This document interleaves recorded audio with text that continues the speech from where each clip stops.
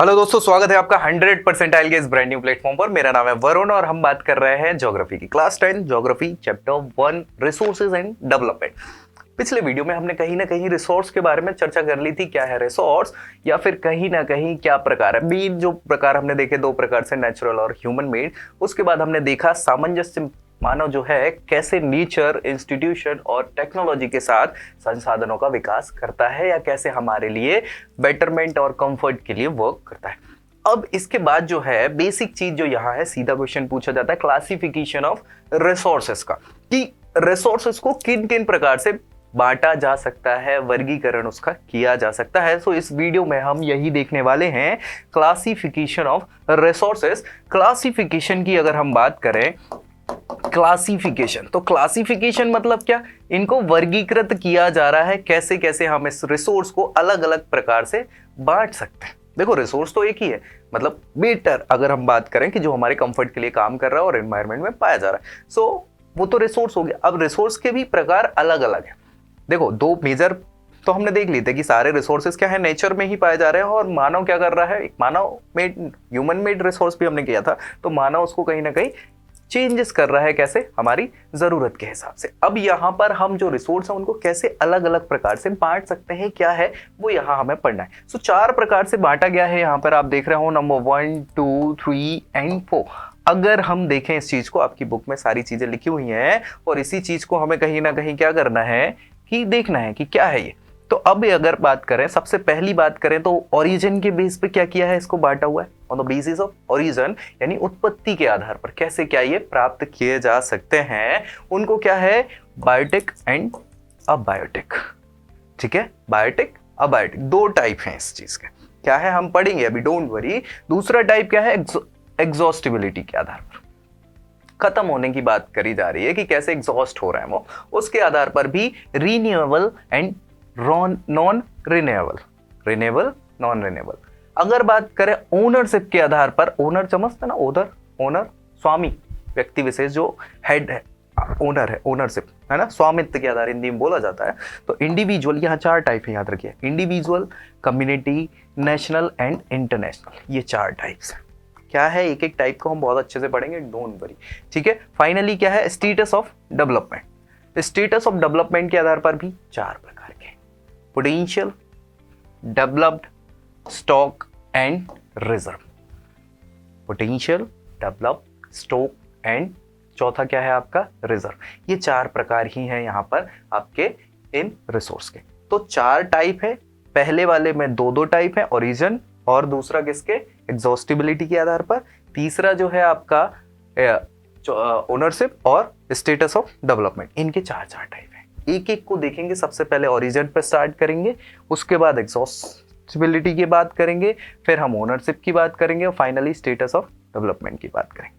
ठीक है, ये सारा आपके बुक में है, सीधा ही लिखना है। अगर सीधा पूछे, मान लो छोटा सा क्वेश्चन पूछ लिया 3 नंबर वाला, तो क्या लिखना है, टाइप्स ऑफ या क्लासिफिकेशन ऑफ रिसोर्सेज में, resources can be classified into 4 types, that is on the basis of origin, exhaustibility, ownership and status of development. Again further subdivision of origin into 2 types, biotic, abiotic.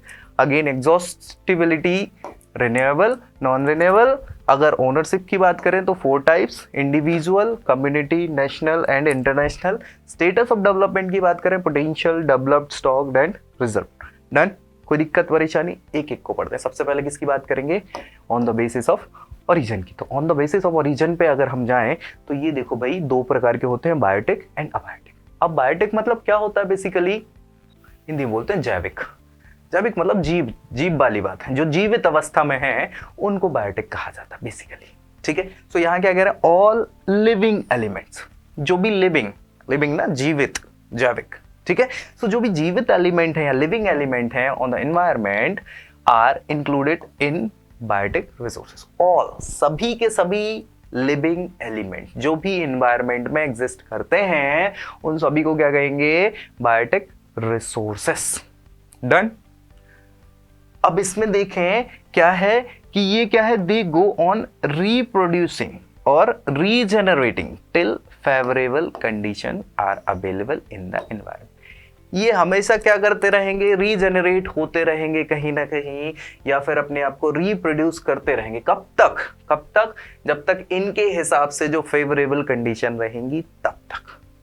ठीक है, तो biotech में कोई दिक्कत तो है नहीं, वो सारे लिविंग एलिमेंट्स, साथ ही साथ ये रीजेनरेट होते रहेंगे या अपने आप को रिप्रोड्यूस करते रहेंगे जब तक इन्हें फेवरेबल कंडीशन मिलती रहेगी। क्या है इनके अंदर, तो देखो भैया, क्रॉप्स, फसलें जो हैं वो यही होता है ना। आज हम, ऐसा तो है नहीं कि आज हमने गेहूं की फसल लगाई और गेहूं की फसल इस बार कट जाने के बाद दोबारा नहीं होगी। होगी क्या? नहीं होगी। ऐसा होगा?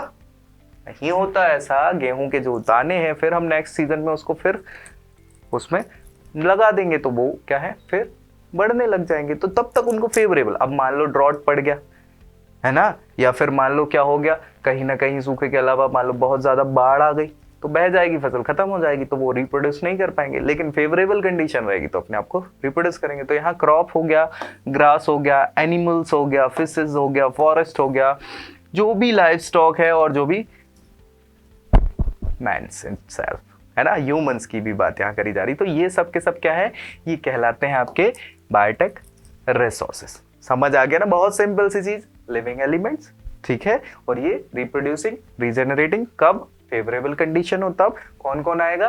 क्रॉप्स आ जाएगा, ग्रास, एनिमल्स, मैन इटसेल्फ, ठीक है, और भी जो आपको लिखना हो, फॉरेस्ट हो गया, फिश हो गया, ठीक है। सो ये सारी चीजें कहा जाएंगी बायोटेक में। अब बात करें इनके अपोजिट क्या होता है, अबायोटिक।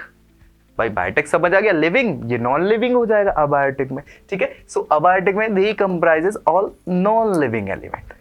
सिंपल, बहुत सिंपल सी चीज है। चलो, they are not both type exhaustible and inexhaustible. ये दोनों प्रकार के होते हैं, एग्जॉस्टिबल भी होते हैं, नॉन एग्जॉस्टिबल भी होते हैं।